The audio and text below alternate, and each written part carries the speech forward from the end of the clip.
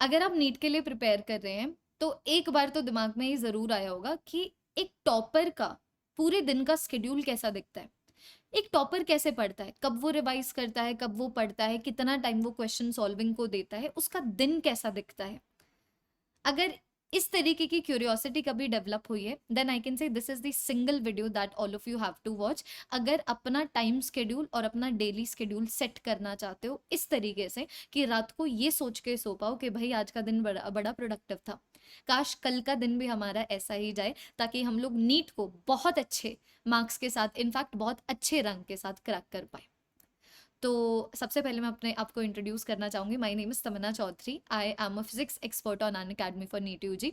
तो कोई भी बच्चा अगर यहाँ पर नया है, I would like to ask all of you to subscribe to this YouTube channel right now because this YouTube channel can be treated as the one stop solution। अगर आप फिजिक्स में किसी भी तरीके की प्रॉब्लम फेस कर रहे हैं और नीट के लिए प्रिपेयर कर रहे हैं, चाहे वो ऐसी गाइडेंस वीडियोस की तरीके से हेल्प करना हो, या फिर वो पढ़ाई वाली वीडियोस की हेल्प से हेल्प करना हो, या फिर वो रैंक बूस्टिंग वीडियोस की हेल्प से हेल्प करना हो, लेकिन फिजिक्स से रिलेटेड जितनी भी तरीके की हेल्प प्रोवाइड की जा सकती है वो आपको इस यूट्यूब चैनल पे ज़रूर से प्रोवाइड की जाएगी। ठीक है। नंबर 2, अभी मैं इस वीडियो की हेल्प से ना तो क्लास 11th के बच्चों को टारगेट कर रही हूँ, ना मैं क्लास 12th के बच्चों को टारगेट कर रही हूँ जो स्कूल जाते हैं। मैं अभी जितनी भी बात इस वीडियो में करने वाली हूँ वो इसी पर्सपेक्टिव से होगा कि जो मेरा व्यूअर है, जो बच्चा इस वीडियो को देख रहा है, उसके पास पूरा दिन होता है पढ़ने के लिए, और अब बस वो ये जानना चाहता है कि कब शुरुआत करें, कैसे पढ़ें और किस तरीके से पूरे दिन को प्रोडक्टिव बनाएं। ठीक है। So without wasting any time let us dive into this video. इस वीडियो को पूरा देखिएगा और फिर कमेंट सेक्शन में मुझे ज़रूर से बताइएगा कि what is the best part that you liked about this video, या फिर what other things that you include in your daily schedule, ताकि आपका दिन और प्रोडक्टिव जाए। It might be a new learning opportunity for me as well as the other students. देखो, number 1 question तो ये आता है, सुबह कब उठे, है ना? सुबह जल्दी उठें या फिर रात को लेट नाइट तक सोएं? तो I am speaking from my personal experience. I have been on both the sides of the river. I have been a night owl. I have been productive. But trust me when I say this, now I'm a morning bird. And never in my life have I been as productive as I am on 28th of September, 12:41 p.m. जब आप सुबह उठ रहे हैं, आपके पास एक head start है। मतलब अगर कोई बच्चा इनर्शिया के कंसेप्ट से वाकिफ है तो पता होगा कि अगर कोई बॉडी मूव कर रही है तो उसको वो कंटिन्यू मूव करती जाएगी, उसको किसी तरीके की एक्सटर्नल फोर्स की ज़रूरत नहीं है कि वो कंटिन्यू मूव करती जाए। तो जो इंसान जागा हुआ है उसके लिए और ज़्यादा जागना इतनी मुश्किल बात नहीं है। मुश्किल है एक रुकी हुई बॉडी को चलाना, एक सोते हुए इंसान को उठाना। अगर आप अपने अंदर इतना मेंटल स्ट्रेंथ लाना चाहते हैं, जो कि आई बिलीव एक बेसिक रिक्वायरमेंट है डेली लाइफ डिसीजंस को लेने के लिए या फिर डेली लाइफ लिव करने के लिए, तो वो मेंटल स्ट्रेंथ एक तरीके से डेवलप होती है जब इंसान रज़ाई को साइड में करके ये सोचता है कि चलो भाई अब नींद वींद को त्याग देते हैं और अब हम लोग हमारी पढ़ाई और दिन की शुरुआत करना शुरू करते हैं।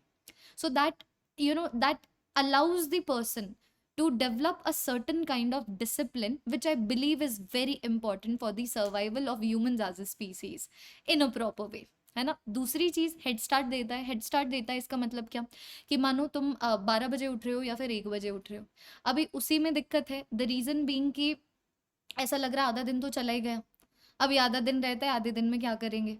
ठीक है, क्योंकि जब हम टॉपर के इंटरव्यूज देख रहे हैं वो तो बोल रहे हैं 12 घंटे पढ़ना है, 16 घंटे पढ़ना है। तो इफ यू कैलकुलेट तो ऑब्वियसली बात है you can extend throughout the night, तो वो 12-16 घंटे तुम लोग निकाल सकते हो। But it is about the first thought that is coming inside our head, it is about what is running on our subconscious level in the background के आधा दिन चला गया, आधा दिन बचा हुआ है। लेकिन जब आप सुबह उठ के पढ़ लेते हो ना, जब आप सुबह उठ के मान लो रोटेशनल मैकेनिक्स है, फिजिक्स केमिस्ट्री बायो है, तो तुमने सोच लिया कि हम लोग दिन की शुरुआत करेंगे एक ऐसे टॉपिक के साथ जिसमें सबसे ज़्यादा लॉजिकल रीजनिंग की ज़रूरत है या फिर जिसमें सबसे ज़्यादा दिमाग यूज़ होगा, तो जब वो टॉपिक पहले ही निपट जाता है पूरे के पूरे दिन में, तो छोटी मोटी चीज़ों के लिए जो भी इम्पोर्टेंट है उसके लिए फिर पूरा दिन रह गया। तो दिन की शुरुआत ट्राई करो कि बिल्कुल अर्ली मॉर्निंग हो, 4 बजे हो, 5 बजे हो, 6 बजे हो, 7 बजे हो। अगर आप, if all of you are lucky enough to be living with your family, you can ask your parents to help you. अपनी मम्मी से बोल दो कि मम्मा मुझे 5 बजे उठा देना, 6 बजे उठा देना, she will help you out, है ना? उस तरीके से। लेकिन अभी I should also respect the fact कि there can be many scenarios और सिचुएशंस जहाँ पर बच्चे को नहीं वायबल रखता है कि वो दिन के टाइम पे पढ़ें। लाइक उनके लिए on the basis of their personal circumstances they would rather find being more productive being a night owl, and that is completely fine. जैसे कि मान लो कि पूरे दिन के टाइम पे छोटा सा घर है, पूरे दिन के टाइम पे फैमिली मेम्बर्स रहते हैं, आवाज़ होती रहती है, इतना फोकस नहीं डेवलप हो पाता। रात के टाइम पे बिल्कुल शांति रहती है, बिल्कुल एकाग्रित मन से हमारा पढ़ने का दिल करता है, तो वो वाले केस में definitely you should go with being a night owl rather than being a morning bird. ठीक है, नंबर वन।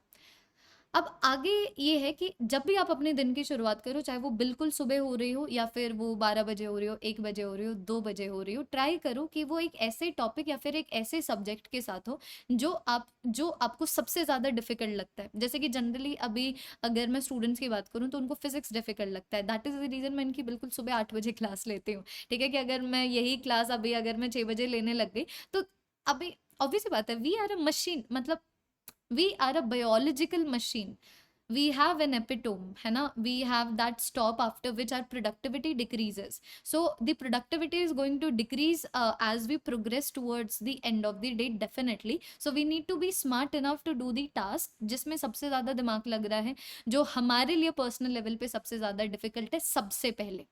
एक बार जब वो निपट जाता है, एक बार जब तुमने पढ़ लिया, ठीक है, उसके बाद then you can move on to the other subjects, है ना। जैसे कि मान लो बिल्कुल सुबह उठ के फिजिक्स कर ली, अगर किसी बच्चे को फिजिक्स डिफिकल्ट लग रही है, फिर फिजिक्स का एक पोर्शन हो गया, अब एक ही साथ बैठ के 4-5 घंटे एक ही सब्जेक्ट मत पढ़ा करो, वो थोड़ा सा मोनोटोनस हो जाता है। ठीक है, कर सकते हो if you want to, ultimately that is your preparation journey. I am simply sharing you my insights ताकि आप अपने प्रिपरेशन जर्नी को मॉडिफाई कर पाए। तो स्विच किया करो, जैसे कि मानो तुमने सोचा कि आज हमें रोटेशन मोशन के ऊपर ये 2 टॉपिक करने हैं, एक टॉपिक बिल्कुल सुबह कर लिया, फिर बीच में कोई और सब्जेक्ट घुसा दिया, फिर बाद में खाना खाने के बाद, ब्रेकफास्ट करने के बाद, है ना, फिर दोबारा से रोटेशनल मोशन ले आए, तो खाना खाने के बाद also make sure that you are doing a topic or you are doing a subject that you find more challenging in comparison to the other subjects or topic खाने के बाद। ठीक है, फिर बाद में एक बार जब पढ़ाई वाला काम हो जाता है तो ऑब्वियसली बात है, अभी क्वेश्चन सॉल्विंग भी इंपॉर्टेंट है और रिवीजन भी इंपॉर्टेंट है। तो रिवीजन आप लोग रात के टाइम पे कर सकते हैं, बिकॉज रात के टाइम पे रिवाइज करना is comparative very easy, because when you are revising you are not using your brain, at least you are not using that portion of the brain that where the capability of thinking needs to be activated, है ना। you are basically relying on your memorizing power, you are relying on your recollection power। तो मे भी बार बार लिख के mnemonics की help से, जैसा भी आपको फिजिबल लगे, लेकिन ये जो रिवाइज करने वाला पोर्शन है वो आप रात में छोड़ सकते हैं, कि पूरे दिन जितना भी पढ़ा रात को बैठ के रिवाइज कर लिया, या फिर अगर आप वीकली रिवीजन करना चाहते हैं, जो भी रिवीजन करना चाहते हैं। अभी अगर मैं क्वेश्चन सॉल्विंग की बात करूं तो देखो, केमिस्ट्री और बायोलॉजी के क्वेश्चन तो सॉल्व आप लोग कर ही सकते हैं, कभी भी दिन के टाइम पे कभी भी कर लो, बीच में जहां पर भी स्लॉट्स मिले। लेकिन अगर मैं फिजिक्स की क्वेश्चंस की बात करूं तो at least give 2 hours to the question solving. ठीक है, when I say give 2 hours to the question solving, now this can be either in the form of DPPs that your teachers have provided you, or it can be in the form of the other books that you have specifically, ताकि वहां से आप लोग और question practice कर सके। तो question practice करो, बहुत इंपॉर्टेंट है। फिजिक्स को अगर रिवाइज करना है, so there is one kind of revision where we are revising the concept, for that the night time is the best time, है ना, कि मस्त नोट्स उठाओ और गो थ्रू द नोट्स, सारे के सारे कंसेप्ट रिवाइज हो गए। But if you want to build the concepts and if you want to revise the application of the concepts, then there is no better way of revising or recollecting, at least for the calculative part, and same goes for physical chemistry as well, then solving questions. So use solving questions as the medium to revise the concepts, to revise how a concept is applied and how you can think उसके ऊपर। ठीक है, इन सब चीज़ों का ध्यान रखो। बाकी ट्राई टू डिफाइन, अभी it is completely on you whether you want to wake up at 5 और you want to wake up at 11। मैंने अपने इनसाइट शेयर कर दिए। अब ये प्रिपरेशन जर्नी आपकी है, आपकी लाइफ की कंडीशंस आपकी है, सर्कमस्टांसेस आपके हैं, तो डिसीजन भी सिर्फ और सिर्फ आपका होगा। देयर इज़ नो राइट और रॉन्ग। ठीक है। If I give an advice, ऐसा कभी नहीं होगा कि वो 100 से 100 स्टूडेंट्स अप्लाई कर पाए। तो अल्टीमेटली आपको अपना स्वीट स्पॉट ढूंढना है, that with respect to what the teacher has told us and with respect to what I know about my capabilities and the universe और the life around which is going around me, on the basis of this is my sweet spot, मैं ये decision ले लेता हूँ, so do that. ठीक है। अभी coming to the point कि आप जब भी अपने दिन की शुरुआत करें और जब भी अपना दिन खत्म करें, try to define a time stamp, है ना। जैसे कि मान लो if I am an early bird, so I usually wake up around 6:30 to 7 and I go to sleep by 10:30 to 11। अभी तो रात के मैंने क्लासेस भी शुरू कर दी थोड़ा सा स्टंट करने के चक्कर में है ना, तो मुझे थोड़ी सी दिक्कत आ रही है, बट हाँ I usually I am down by 11। तो इस तरीके से there are specific time stamps, तो मुझे कभी भी ऐसा दिमाग में आएगा ही नहीं कि यार एक मतलब ये वाला काम करना था, कैन वी डू दैट, है ना।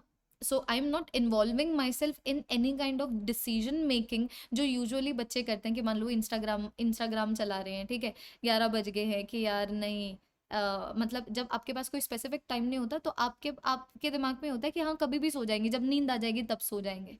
और ऑब्वियसली बात है उससे पहले आप मूवी देखने लग जाते हो या फिर कोई और काम करने लग जाते हो जिसमें आपको टाइम का नहीं पता लगता। So try to fixate time. Obviously बात है, like I do not daily sleep at 11, I do not daily wake up at 7, but yeah these are the two time stamps that I have fixated कि जितने भी activities होंगी दिन में इन्हीं दो टाइम फ्रेम्स के बीच में होंगी। तो ये टाइम फिक्स कीजिए कि कब आप सोने जा रहे हैं और कब आप उठ रहे हैं, ये हेल्प करेगा आपकी। एक और चीज, be very careful about your diet. देखो मैं तुम्हारी कोई न्यूट्रिशनिस्ट नहीं बनना चाहती हूँ बिकॉज मैं हूँ भी नहीं, so I will not act like it. Just giving you a very simple advice that try to eat more greens, include fresh fruits, include fresh vegetables in your diet, include dry fruits in your diet, stay hydrated, that is it, it is not a difficult task to accomplish। आप दुनिया में कोई भी काम कर रहे हो, अगर आपके पास बैठ के शांति से अच्छा खाना खाने का टाइम नहीं है, then what are you working for. ठीक है, सोचना कभी इसके बारे में।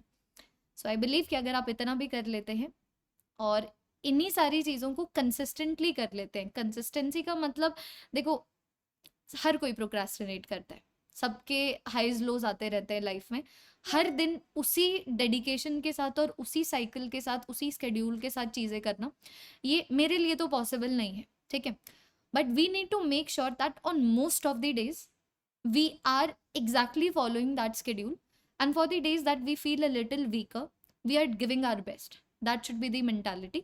इसी के साथ कंसिस्टेंसी हौली हौली बिल्ड होगी, जैसे जैसे कंसिस्टेंट रहोगे आपको वो अपनी मार्क्स के फॉर्म में दिखने लग जाएगा।